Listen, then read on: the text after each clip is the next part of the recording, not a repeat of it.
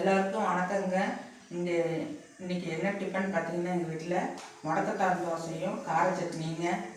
வாங்க எப்படி செய்யலான்னு பார்க்கலாம் வாங்க. அதுக்கு முன்னாடி ஒரு வாரமாக எனக்கு கை வலிங்க, சரியான கை வலி. வேலை அதிகமாக செஞ்சோம்னா வலிக்க ஆரம்பிச்சிருக்குங்க. எங்கள் கணவர் என்ன சொன்னாங்கன்னா, எதிர்த்தாங்க நம்ம வீட்டுக்கு எதிர்த்தாங்க வெளியில் முடக்கத்தான் கீரை இருக்குது, நான் பறிச்சு நின்றுக்கார தோசை வச்சு சாப்பிட்டா சரியாயிடுன்னு சொன்னாங்க. அதை இன்னைக்கு பறிச்சுட்டு வந்துருக்கு, நேற்றே பறித்து வச்சுட்டாருங்க. இதை ஆஞ்சிட்டு அரிசி ஊற வச்சுருக்கேங்க, அதில் போட்டு அரைச்சிக்குவோம். அதை ஆஞ்சுவோம்.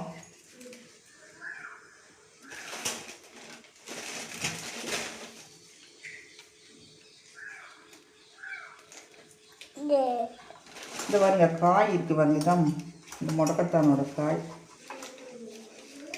எங்களுக்கே தெரியாதுங்க, வேலையில் அவ்வளோ இருந்துருக்குங்க. காய் பாருங்க எப்படி இருக்குங்க, சின்ன சின்ன காய் இப்படிதான் இருக்கும். இந்த குச்சியை வச்சாலே வந்துடுங்க, துளுத்து வந்துடும். இந்த கீரையெல்லாம் ஆஞ்சி எடுத்துக்குவோம்.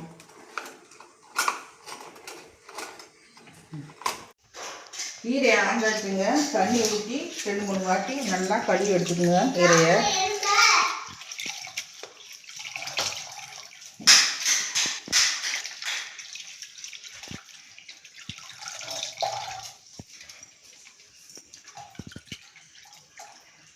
ஆனால் சுத்தமாக தான் இருக்குது, வெளியில் இருந்தனால. அப்படி இருந்தாலும் 2-3 வாட்டி நல்லா கழுவிக்கணும்.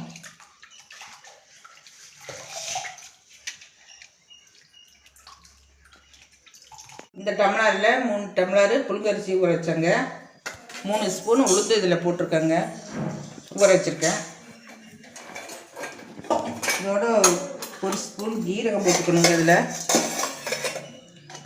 1/2 டீஸ்பூனு மிளகுங்க போட்டுக்கணும்.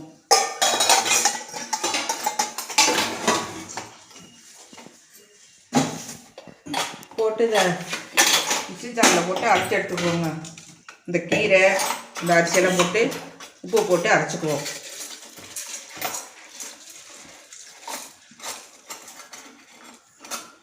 வெட்டி தான் போட்டுக்கோங்க, அரிசி நிறையா இருக்குது. இதில் கொஞ்சம் கீரையை போட்டு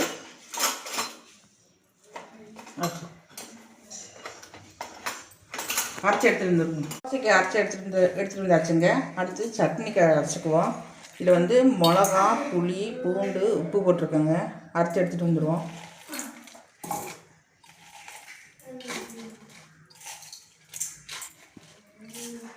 இந்த தோசைக்கு இந்த சட்னி நல்லாயிருக்குங்க, கார சட்னி நல்லாயிருக்கும் இந்த தோசைக்கு. அடுப்பை பற்ற வச்சுட்டுங்க, தோசை சுட ஆரம்பிச்சிடுவோம். தோசை கல்லை வச்சுட்டு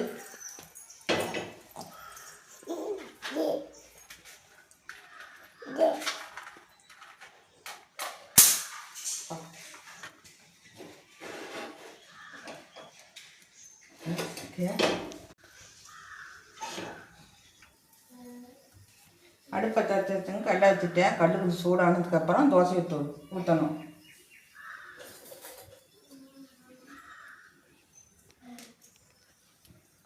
இந்த முடக்கத்தான்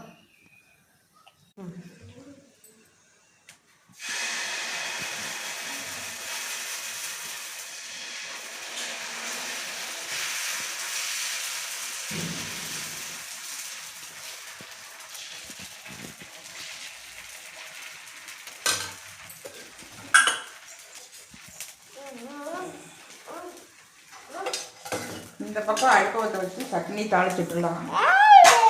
இந்த சட்னிக்கு நல்லெண்ணெய் ஊற்றி தாளித்தா தான் நல்லாயிருக்கும். மிளகாய் சட்னிக்கு கொஞ்சம் காரம் கம்மியாக இருக்கும். நல்லெண்ணெய் ஊற்றி தாளிச்சோம்னா, நல்லெண்ணெய் ஊற்றி கடுகு கருவேப்பிலை போட்டு தாளிச்சு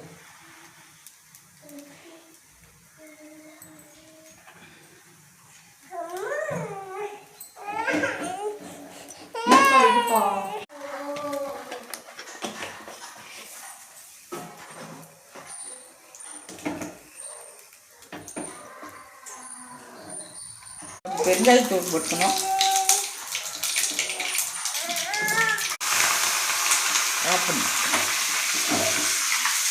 தாளித்து சட்னி அவ்வளோங்க, சட்னி ரெடி ஆகிடுச்சு. தோசை எடுத்து போயிடலாம்.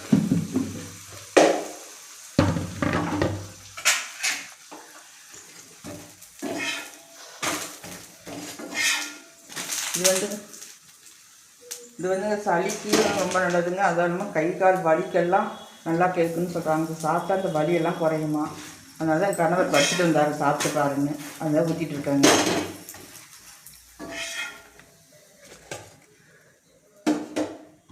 சூடாக சாப்பிட்டா தான் ரொம்ப நல்லா இருக்குங்க.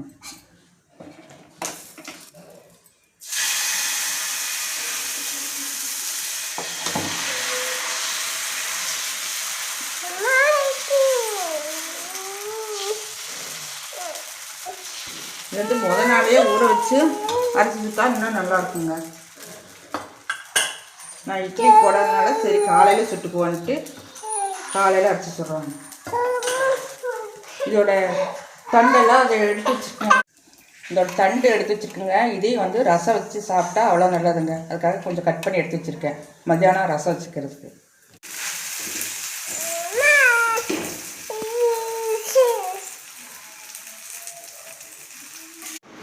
தோசை சுட்டாச்சுங்க, சுட்டு எடுத்து வச்சாச்சு.